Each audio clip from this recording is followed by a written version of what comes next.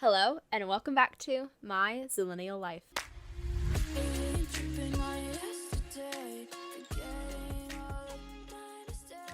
Here we are. Welcome to the second episode of My Zillennial Life. I am excited to be here today. I have decided that it is actually way harder to sit down and record a podcast than everyone else makes it seem, because I feel like I need to do a lot more preparation for these episodes than I thought I was going to have to do. I sat down the other day and recorded this, and I only got like 15 minutes worth of, recording before I ran out of things to talk about. So it's definitely important to be prepared. That's something I'm learning, and that should be pretty obvious to me as someone who has been making videos on YouTube. And I don't know, sometimes I do kind of get lazy as a content creator, and I just sort of think, well, I'm just going to do whatever I want with it and hope it turns out good. And sometimes it does, sometimes it doesn't. But I definitely need to have more of a plan for these episodes and have a theme to each one. So again, if you guys have any requests, go ahead and head over to my Instagram account, My Zillennial Pod. You could send me DMs on there if you guys have anything you'd like me to talk about. But this episode is going to kind of dive into the segment that I want to start at the beginning of every episode, where I'm going to share like a story from my life that past week, something little that happened that taught me a lesson, kind of just as a reminder to myself that, as these weeks blur together, there are things that happen in each day of my life that are important and that I should remember, and that happen, for a reason, in my belief, in my opinion. So that's what I want to share at the beginning of each episode, and then I'll go into the actual topic of the episode, later on. And again, I'm trying to keep these, to a minimum, like 30 to 45 minutes long. They're not going to be super long podcast episodes. I just don't really think I have that much to say, so I think like 30 to 45 minutes is a good general range for these. So hopefully you guys are okay with that. And so I'm going to go ahead and just sort of get into it. The first thing I did want to say before I get into anything else is thank you to everyone who watched, or not watched, well, I guess kind of watched because I did post it on my YouTube, but who listened to my first episode of My Zillennial Life. So thank you to everyone who tuned into that. I think that these are going to be posted every Friday, so you could expect a new episode every Friday, unless something crazy happens and I can't get a podcast episode recorded that week. I'll probably, let you guys know on my social media platforms, but for the most part, I'm going to try to post an episode every Friday. So look forward to that. And so while you're listening to this, if it's a Friday, hello, happy Friday. Hope you guys are enjoying your day. I am going to tell 2 quick stories about what's been going on in my life the past few weeks, and hopefully come to a conclusion on what each of those things taught me. And one of them is just kind of a funny story. The other one's a little bit more serious. So yes, let's get into that. So the first thing I want to talk about is something that I'm sort of proud of myself for, but also not, because it's something I really want to work on fixing completely. And that is my issue with passing out, or getting close to passing out / fainting whenever I see blood, whenever I hear about blood, whenever I get blood tests done, or whenever I go to the doctor in general. I've had this issue my whole life. I used to get taken to the nurse's office all the time in elementary school and throughout school whenever people would talk about blood, or if we had to learn about it in class. I could not handle that. And so this is something that I just honestly don't know where this came from in my head, but I've dealt with it my whole life, and it definitely prevents me from going to the doctor, on my own will. It takes a lot out of me to make a doctor's appointment. So a few weeks ago, I had to finally make a doctor's appointment, and I did. I went in to get just general physical done to make sure I was okay. And of course, the doctor's like, well, we need to get some blood work done. So I went last Tuesday to it's called Quest Diagnostics, and I went there with my mom to get blood tests done. I have not had blood tests done since 2017, and every time I have had them done, they let me lay down because I tell them ahead of time that I usually faint. And all the other times I've actually had really nice people take my blood, but this time it was like one of those places where people go just to get blood tests done. So they're phlebotomists, so they're good at what they do. But I think in this case, the lady was just wanting to get it done with, So I walk in, I say, hi, I usually faint. when I get blood taken, I just wanted to warn you. And she just completely ignored what I said and asked me about my, what my birthday was and my name and things like that, which I totally understand because she was just trying to do her job. But right off the bat, that was like disheartening. And so I sat down in the chair, which is another issue because when I faint, it's because the blood drains from my brain elsewhere, and so it helps if I'm lying down when I'm about to faint. But in this case, I had to sit up. So I was sitting up, and she does all the paperwork, and she's like, "It's okay, we're gonna talk through this, it'll be fine."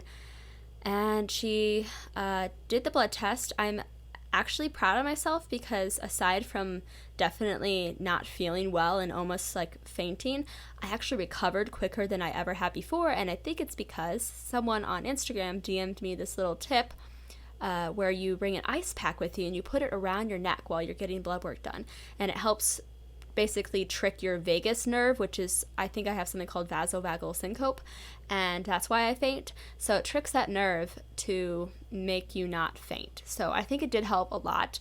The blood test was over within a minute, and I was out of there within 5 minutes, and that's like the quickest I've ever left a place. And now granted, when I come home from things like this, or if I used to pass out in school, I would usually have a headache the rest of the day, and in this case, it was a migraine. So I came back home from the blood test last week, and I had a bad visual migraine.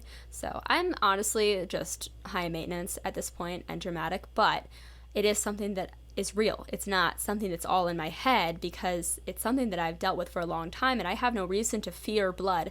It's just been an issue of mine forever. So there's definitely some psychology behind it. There's definitely possibly some genetic science behind it. I could get this from someone in my family, but both of my parents are not afraid of needles or anything, so who knows.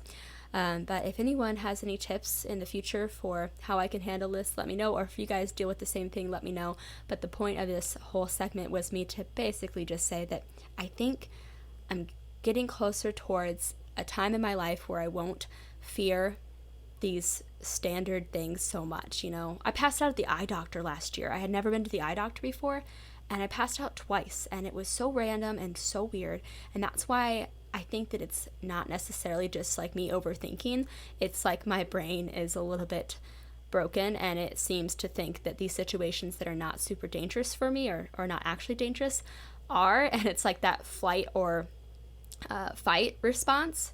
Yeah, I think that's what it is. And I choose the flight response, or the faint response, if you would want to call it that, because that's what my body decides to do when it fears things. So yeah, anyways, that's that fun story for you. And the other thing I wanted to talk about was a kind of an actual funny story. It happened this past Sunday.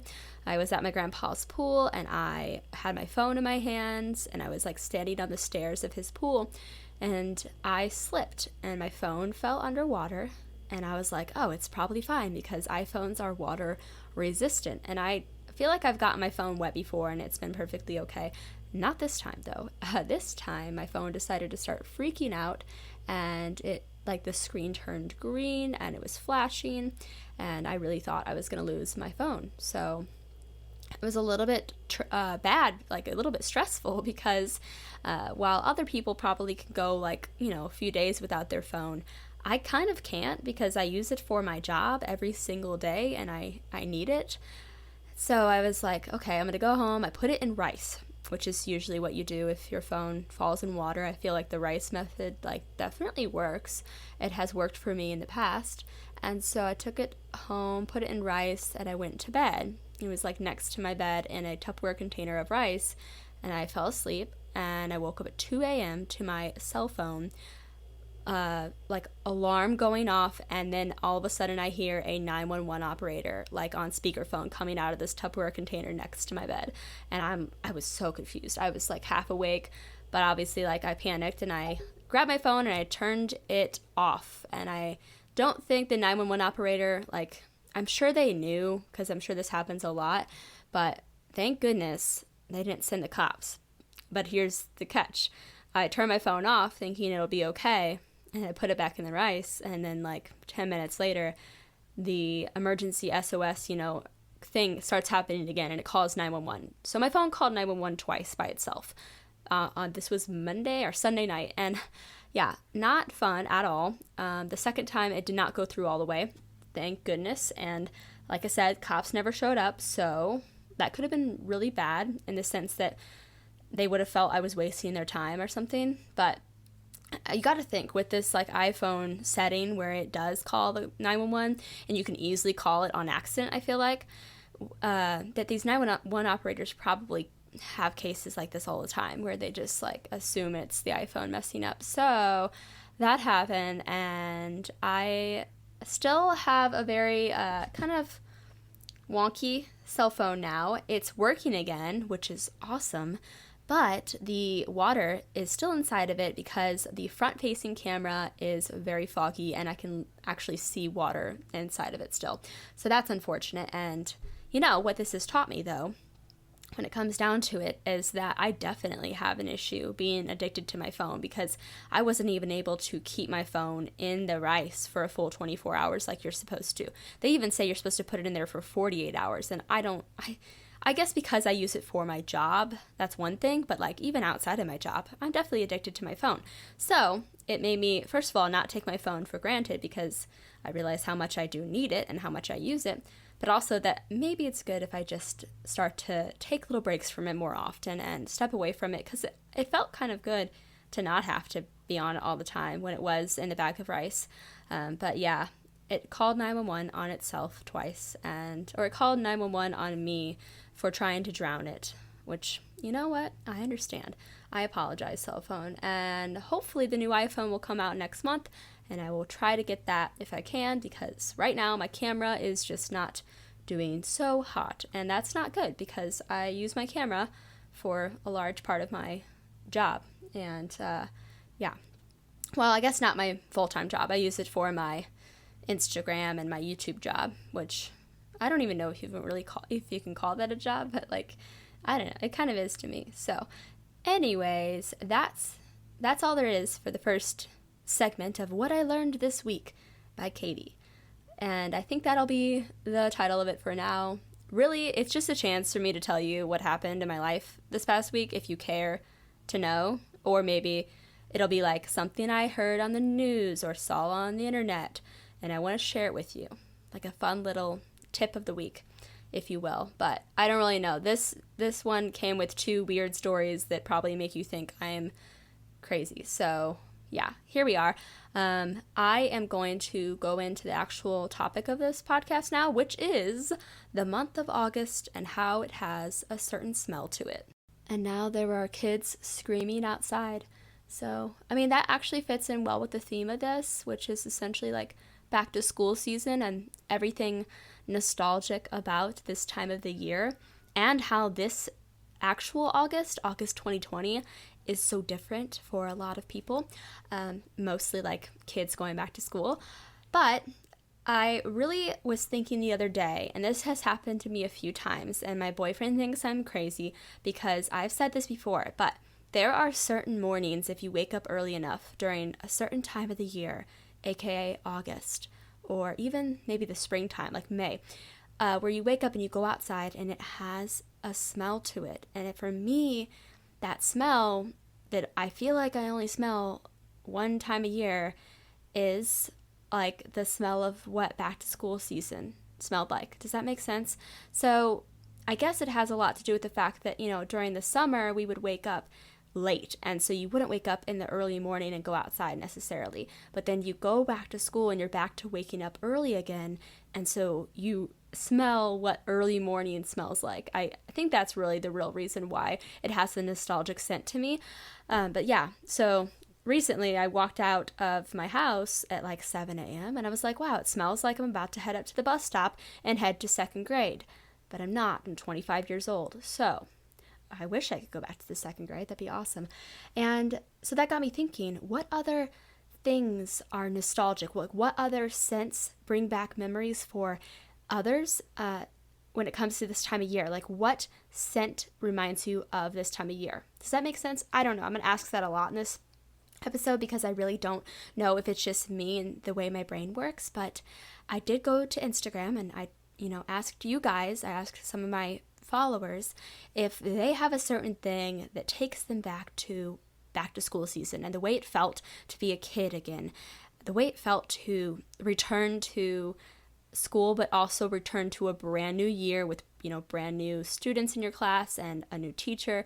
And something about it just has a certain feeling and a certain smell to it. And I'm convinced this is not me, I'm not alone in this. I think other people feel the same way. And I did ask you guys on Instagram to send me some things that you think are, nostalgic for you. So I have a few people that did submit some things. So I'm going to basically just spend the podcast talking about these, what you guys submitted, and, dive into those and let you know if I have the same nostalgic memories about those things and whatnot. So let's get into it. Now, to be fair, I think my question on my Instagram story, poll thing, was what is something that is nostalgic, what's a smell for you that's nostalgic, not necessarily tying it into too much of the back to school season stuff. So maybe this is more of just an episode all about nostalgic things. So the first thing is monkey bread, and that was submitted by my friend Gabby, and this one is actually really interesting to me. I never had monkey bread until I visited my cousins in Houston, Texas, and they were like, "You've never had monkey bread before, Katie?" And I'm like, "No." So we went to Walmart and we picked up a monkey bread and we cooked it, and it smells amazing and it tastes amazing. So yeah, if you've never had monkey bread, it's kind of like cinnamon rolls without the icing on them in a way. It's like just bread soaked in cinnamon sugar goodness. So if that sent to you, Gabby, is nostalgic, that's very cool. I feel like if I were to smell that, it would 100% bring back memories of being in Houston during Thanksgiving, visiting my cousins and my grandma and grandpa down there. But I have not had monkey bread in a long time.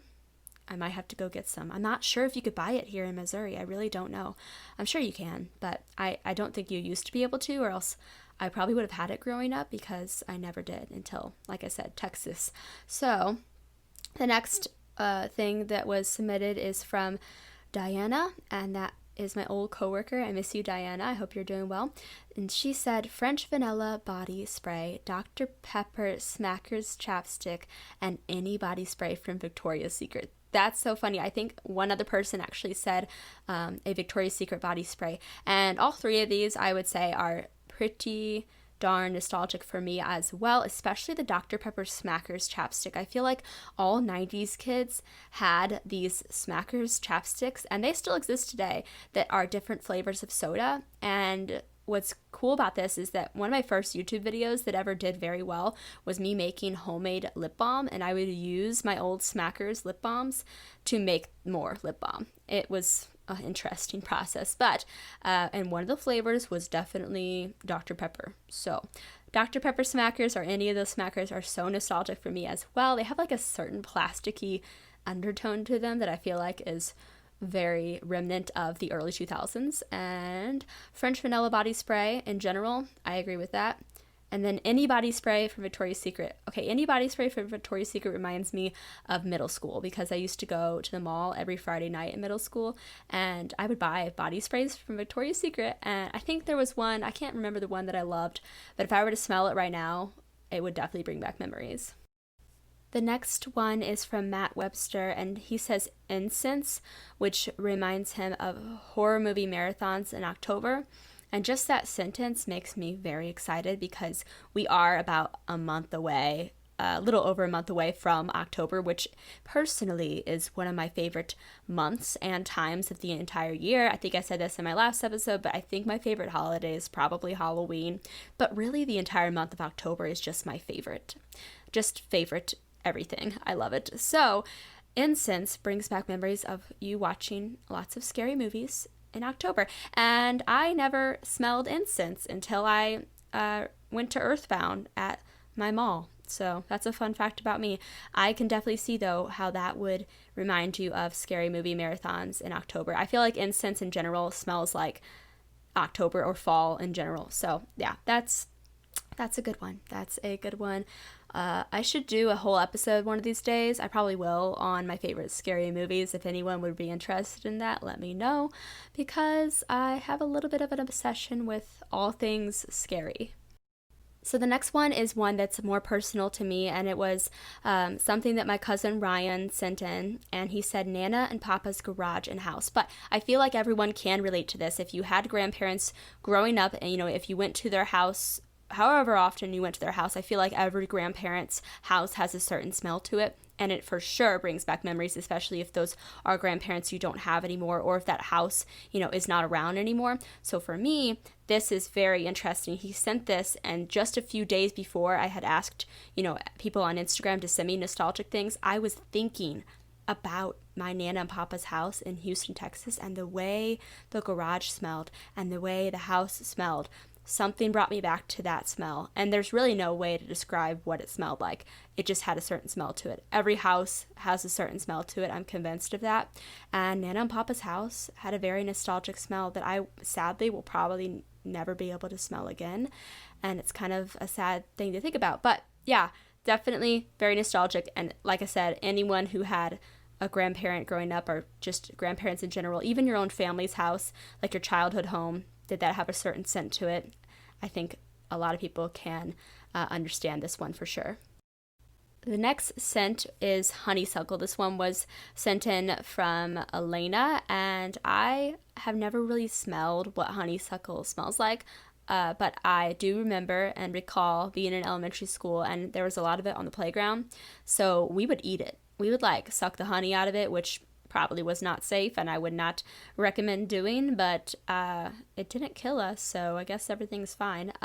Anyways, honeysuckle definitely is nostalgic for me. Maybe not the scent, like I said, but primarily just the actual plant itself brings back memories to being very young, and when all the cool kids used to just eat it for fun, which, yeah, I don't condone that, but yeah. The next one is Twilight Woods by Bath & Body Works. I think if I were to I did get several ones from people saying certain scents from Bath & Body Works. So if you're a girl in America, I don't know if they have Bath & Body Works in other countries and you're listening to this, but Bath & Body Works is a quintessential thing growing up that you usually have body sprays from or candles, and they had classic scents. Some of these scents exist still today, some of them are discontinued, but Twilight Woods, that's one for sure that I remember. I don't think I ever bought that one, but I can kind of remember the packaging of it. And so that was submitted by M, the Lioness, and then Taylor Blanket says cucumber melon and then warm vanilla sugar, which I'm assuming are the scents from Bath & Body Works. Cucumber melon 100% is so nostalgic for me. That was my mom's favorite scent, and she would wear that a lot growing up. And the warm vanilla sugar, totally a nostalgic one. Anything from there is so nostalgic, I feel like. And even to this day, if I smell, for example, my favorite scent from there is mahogany teakwood, and it still exists, and I have a candle in my room, but smelling it reminds me of when it first came out, or a certain time of year, because I usually buy it in the fall. So what is your most favorite Bath & Body Works scent? Let me know. I don't know how you're going to let me know, but, just let me know, because I am in the market to try some new, scents from there, or your favorite classic scent in general. I'm curious. So the next one is from Michaela, and she says, when you open up the plastic Christmas bins, and my mom does this every year, she brings down the Christmas bins from the basement, or brings them up from the basement, or wherever they are, probably the garage, opens them up, and they for sure have a smell to them. Personally, I feel like ours smell like the Christmas tree, like the plastic Christmas tree has a certain scent to it, and the ornaments and things like that. It's probably dust that we're smelling, but I don't really know. Regardless, it is definitely a nostalgic scent, and it's a very exciting time of year if you do celebrate Christmas, just to get ready for that holiday season. There's a certain feeling to it, and it is fun, especially if you enjoy that time of year. And the next one is from, oh my goodness, I actually don't have any more. Let's see if I could find one more. Just kidding, I found a few more to go over here at the end of the podcast. Hopefully this will be around exactly 30 minutes long, but who knows, because I like to talk.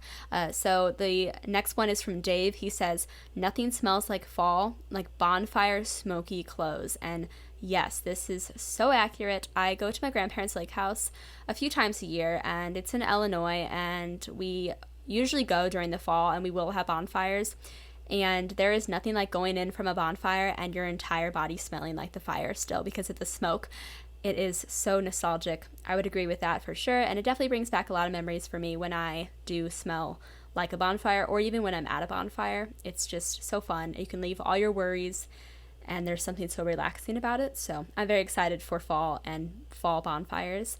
The next one is from my friend Carlin, and she says, new crayons, an empty dorm room, cold November morning air. LOL. Very accurate. I'm going to use that word a lot because these are all so accurate. And it's funny that she says November morning air, because that's sort of what I'm talking about earlier when I said like that there's something about the way the air smells in the mornings during this time of year. Now November, that hits different. It really does. So new crayons for sure. Reminds me of elementary school. And then an empty dorm room. This is accurate. Oh, did you guys hear the plane? I hope not. There's like a loud plane. I live close to an airport, but anyway, side note. An empty dorm room for sure smells like memories that I will never get to experience again, which is so sad.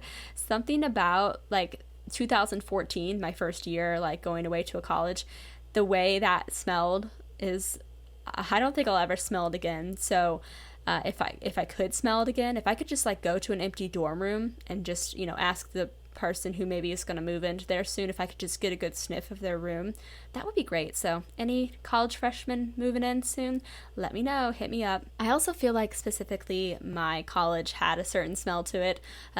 Carlin would know, she went to the same college as me, and that was University of Central Missouri, and the buildings had a certain smell to them, but that's probably the case once again for all colleges, because everywhere has a smell if you really think about it.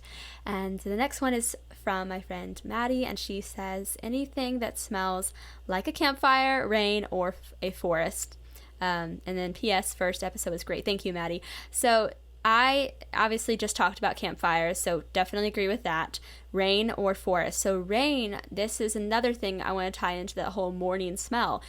It smells like wet grass when you walk outside on a spring morning or a fall morning, and it smells like wet grass because it got kind of, you know, dewy overnight or whatever. That has a certain smell to it. And rain, just when there are storms, like summer storms, for sure, very nostalgic. I love that smell. And the next and the last one is from Amanda, my friend. I haven't seen her in so long. I miss her. Hello, Amanda. And she says, the Great American Cookie Factory. And she also says, the smell reminds me of back to school shopping with my mom. Now I want cookies, because when I think of the Great American Cookie Factory, I think of the mall. And I could do a whole episode about the mall, because first of all, my mall that's close to me is dead. It's dead and gone. It's really sad to think about, but smelling cookies from a place like that, the Great American Cookie Factory, it reminds me of the mall for sure. So that's what it is for me, and that's really cool that it reminds you of back to school shopping with your mom. I love the idea of back to school shopping. That's one thing that I wish that I could just relive for fun, especially going with my mom. She used to take us at midnight to Walmart because she hated the crowds whenever people would go buy a bunch of back to school stuff during the day. So she would take us on summer nights before school started, like literally, I'm not kidding, at like 1 a.m. And my dad would be like, why do you do this, Tammy? And she'd be like, because no one's at Walmart at that time of night. And yeah, it's very fun. So it was very fun, and definitely something I might do with my kids someday if I have kids. So that's probably a good place to, you know, end this podcast. But at the end here, I wanted to say a little bit about, 2020 back to school year, because this school year is the most unique one and the most strange one for so many reasons, and for so many kids across the country. My sister just began her first day of senior year virtually 2 days ago, and it's been a hard year for so many students and parents and teachers, and I feel for every single person out there who has to adjust to this new normal we're living through. And whether you're super pro send back kids to school, let them be with their friends, or you're against that, whatever side you're on, all that you have to realize is that this is just something that is going to remain with us forever. We're going to remember this time, and it's going to change a lot of the way that we probably do things in the future too. Like virtual learning might remain something that a lot of kids enjoy, and maybe they'll continue to do, which I think is a great thing. And if not, let's hope that maybe at some point things do start to go back to normal again, and kids can go back to school and have somewhat of a a normality again and a social life, because it is important to their mental health. But yeah, this time in our lives is insane, and there's no other way to put it, but it's surreal, and my heart is with everyone dealing with the negative side effects of back to school season in 2020.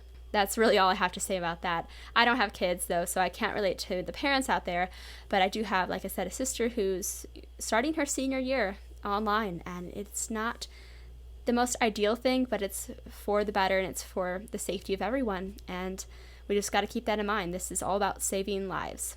This is just a reminder to be kind to one another and take your time and realize that it's okay to not be okay during this 2020 back to school season. And that's all I have to say as far as that goes, and I hope you guys enjoyed this podcast.